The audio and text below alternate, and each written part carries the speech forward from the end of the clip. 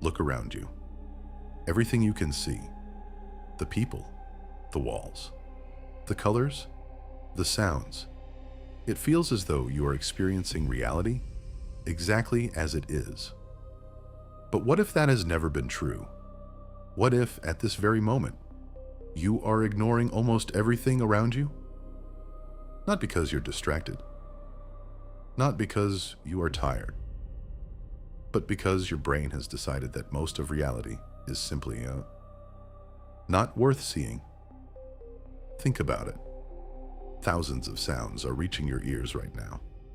The pressure of your clothes against your skin, the feeling of your tongue inside your mouth, the movement of your eyes, the rhythm of your breathing, the countless objects sitting quietly in your peripheral vision. A moment ago, you probably weren't aware of any of them. Not because they disappeared, because your brain filtered them out.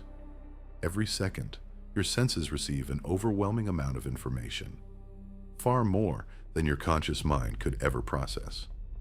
If your brain allowed everything through, you would be paralyzed by information. So instead, it makes a decision.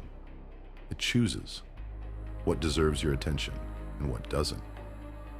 This ability keeps you alive, but it also creates an uncomfortable possibility. If your attention is being selected, then your experience of reality is being selected too.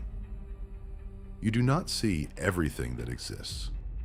You see what your brain believes is important. Imagine two people walking through the same city. One is deeply in love. The other has just lost someone. The streets are identical. The weather is identical. The people are identical. Yet they are not living in the same world. One notices smiles. The other notices absence. One sees opportunity.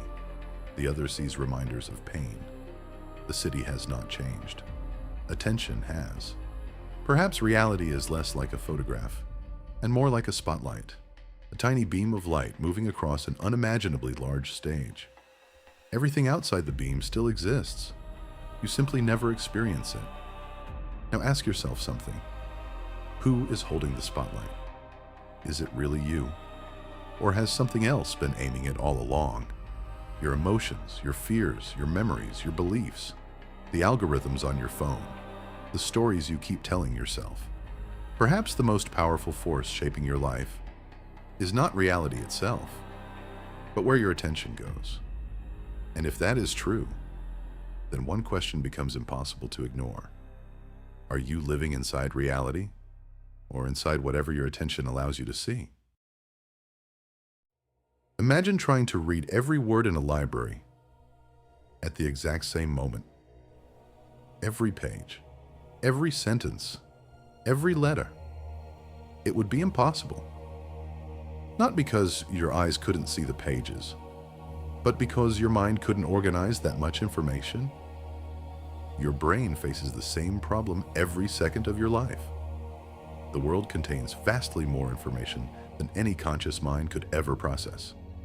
Millions of colors, thousands of sounds, countless movements, faces, objects, smells, temperatures, tiny changes in light, the position of every object around you. Even your own body is constantly sending information to your brain. Your heartbeat, your breathing, the position of your muscles, the pressure beneath your feet, the movement of your eyes. If all of this reached your conscious awareness simultaneously, you would be overwhelmed within seconds. Consciousness itself would become impossible. So evolution found another solution. Instead of showing you everything, the brain shows you only what appears to matter. Attention is not simply concentration. It is selection. It is the process of deciding what enters consciousness and what remains invisible. In other words, attention is the gatekeeper of your reality. Most people imagine attention as something they actively control, but neuroscience tells a different story. Long before you consciously decide where to look, your brain has already begun deciding what deserves to be noticed. This process happens automatically, constantly. silently, without asking your permission. Imagine walking through a forest thousands of years ago. Your ancestors were surrounded by an enormous amount of sensory information. Leaves moving in the wind, birds singing, branches swaying, sunlight shifting through trees, the smell of wet earth. But somewhere in that forest, a predator might be hiding. The people who noticed a slight movement in the bushes survived. The people who examined every beautiful leaf with equal attention often did not. Evolution rewarded brains that ignored most information, so they could react quickly to the few things that mattered. Your attention system was never designed to show you an objective picture of reality. It was designed to keep you alive, and survival is very different from truth. This explains something fascinating. Attention is not neutral. It is constantly influenced by your goals, your emotions, your expectations, your memories. What you notice depends less on what exists and more on what your brain believes is important. Think about buying a new car. Suddenly, you begin seeing the same model everywhere. The cars were always there. Your brain simply decided they had become relevant. Or imagine learning a new word. For weeks, you had never noticed it. Then someone explains its meaning, and suddenly, it seems to appear in every conversation. Again, the world did not change. Your attention did. Psychologists call this the frequency illusion, but it reveals something much deeper. Reality often feels different, simply because your brain has changed its priorities. This is also why two people can witness exactly the same event and remember completely different things. One notices expressions, another notices danger. One remembers the conversation, another remembers the silence. Each believes they experienced reality. In truth, each experienced only the tiny portion their attention selected. Perhaps attention is less like a camera and more like an editor. A camera records almost everything in front of it. An editor decides what stays, what disappears, what becomes the story. Your brain performs that editing process continuously, every second, every waking moment, long before you become aware that a decision has even been made. And perhaps this is the strangest part. You rarely notice what your attention ignores. Because by definition, the things outside your attention never become part of your conscious experience. You cannot miss what you never realized was there, which means the world you experience is already a dramatically simplified version of reality. Not because reality is small, but because your attention is, and that raises an uncomfortable possibility. If attention determines what enters your mind, then whoever influences your attention may also influence the reality you believe you are living in. For thousands of years, your attention evolved to solve one problem: survival. A sudden movement in the grass, the sound of breaking branches, a face showing anger, a child's cry. Your brain learned to notice whatever increased your chances of staying alive. But the modern world presents your attention with a completely different challenge. Today, very little is trying to kill you, yet almost everything is trying to capture you. Look around. Every notification, every advertisement, every headline, every short video, every recommendation, every flashing banner, every social media feed, every one of them is competing for exactly the same resource. Not your money, not your time, your attention. Because attention comes first.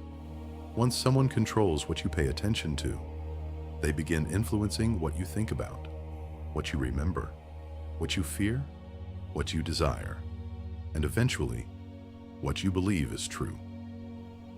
This has created something entirely new in human history. An economy built not on natural resources, but on human attention. The companies shaping the modern world rarely sell information. They sell the opportunity to place information inside your awareness. the longer they keep your attention, the more valuable you become. In many ways, your attention has become the product. Think about your phone. How many times did you unlock it today? How many of those times were intentional? And how many happened almost automatically? Perhaps you picked it up because of a notification. Perhaps because of boredom. Perhaps because you simply felt the urge to check. Often, you don't even remember making the decision. The movement happens almost before conscious thought appears. This is not an accident. Modern digital systems are designed around one simple principle: keep the spotlight moving. Never let it rest. Because a wandering attention generates more clicks, more scrolling, more engagement, more profit. The result is something your ancestors never experienced. Your attention is interrupted hundreds of times every day. Every interruption resets your mental focus. Every notification competes with your current thought. Every algorithm learns what captures you, then gives you more of it. Not necessarily what is true, not necessarily what is useful, only what keeps your eyes on the screen. Over time, your brain begins adapting. It becomes increasingly sensitive to novelty, to surprise, to emotional intensity, to outrage, to conflict, because those signals consistently win the competition for attention. This creates a dangerous feedback loop. The more dramatic something appears, the more likely you are to notice it. The more often you notice it, the more your brain concludes it must be important. Eventually, your picture of reality begins changing. Not because reality changed, because your attention changed. Imagine watching only airplane crashes every day. Soon, flying would begin feeling extremely dangerous, even though statistically it remains one of the safest ways to travel. Or imagine reading only stories about crime. Gradually, the world begins feeling more violent than it actually is. Not because violence suddenly increased, because your attention became concentrated on it. Your brain measures importance, partly by repetition. What appears repeatedly feels significant. What feels significant becomes memorable. What becomes memorable begins shaping belief. This is one reason fear spreads so easily. Threats naturally attract attention. Evolution made sure of that. But in a digital environment, threats never stop arriving. Every day brings another crisis, another scandal, another prediction, another emergency. Your nervous system was designed to respond to occasional danger, not to continuous exposure. The result is exhaustion. An anxious brain does something predictable. It narrows attention even further. It searches constantly for additional threats. And once that happens, the spotlight becomes almost impossible to redirect. A person living with chronic anxiety literally begins seeing a different world. Not because the external world transformed overnight, because their attention has. The same thing happens with hope, with love, with anger, with political identity, with success. Whatever repeatedly occupies attention gradually becomes the lens through which everything else is interpreted. This is why attention is never simply about perception. It becomes identity. Ask yourself a simple question. When was the last time you spent 10 uninterrupted minutes thinking about one idea, without checking your phone, without switching tasks, without another voice entering your mind? For many people, that has become surprisingly difficult. Not because they lack intelligence, because their attention has been trained to expect interruption. Little by little, the ability to remain present begins disappearing. And perhaps the greatest irony is this: most people believe they freely decide what deserves their attention, while invisible systems are constantly competing to make that decision first. The spotlight still exists, but today, there are more hands trying to hold it than ever before. If attention shapes the reality you experience, then perhaps the answer is not to escape the modern world. That is impossible. You cannot remove every screen, every advertisement, every notification, every algorithm. You cannot control everything competing for your attention, but you can begin controlling something else, what you allow to remain there, because attention is not completely automatic. It can be trained, it can be redirected, it can become more deliberate. And perhaps this is one of the most important forms of freedom a human being can develop. Not the freedom to think anything you want, but the freedom to decide what deserves to occupy your mind. Think about how unusual that actually is. Every day, thousands of people you have never met are trying to decide what you should look at. Companies, politicians, advertisers, media organizations, algorithms, influencers, they all have different goals, but they share one objective. They want a piece of your attention, and attention is limited. You only have so many waking hours, only so many moments of concentration, only so much mental energy. Once those moments are gone, they are gone forever. You cannot save today's attention for tomorrow. You cannot recover the 3 hours you spent scrolling. You cannot return the evening you gave to an argument that changed nothing. Your attention is one of the few resources you spend continuously, without ever seeing the bill. So perhaps we should begin treating it differently, not as something that simply happens to us, but as something we invest. Ask yourself, what am I spending my attention on? Not what do I own? Not how much money do I make? Not how many followers do I have? But what receives the most uninterrupted hours of my mind?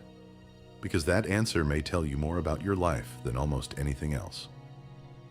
If you spend every morning consuming other people's opinions, those opinions become part of your internal world.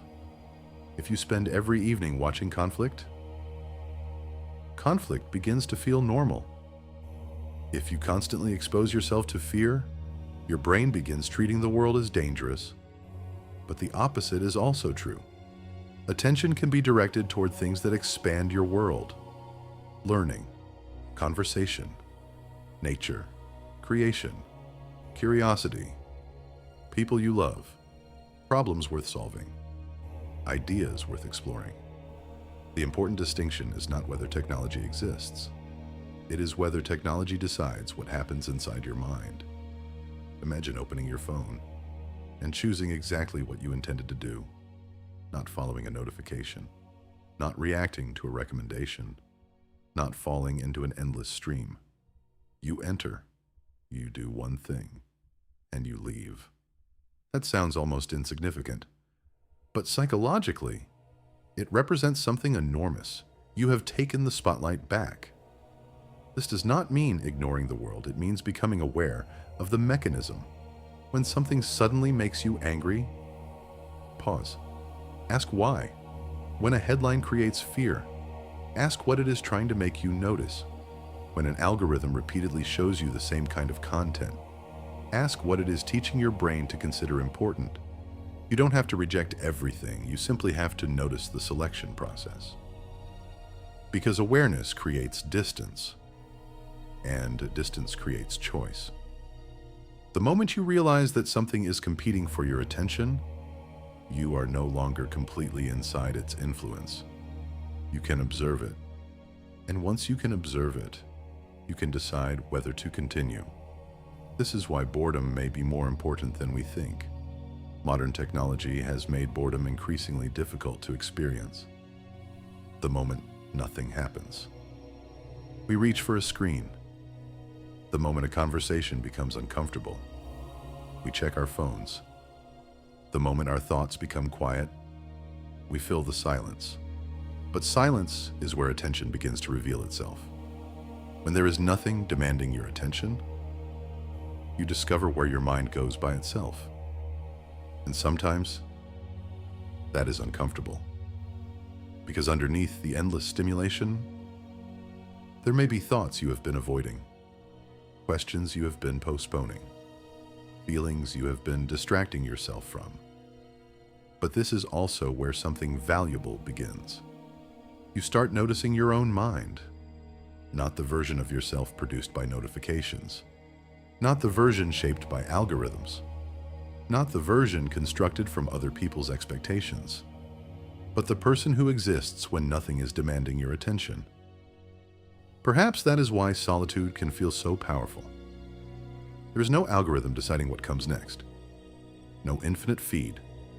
No notification. No recommendation. Just you, and whatever your mind chooses to notice. And maybe that is the real goal. Not perfect control. You will still get distracted.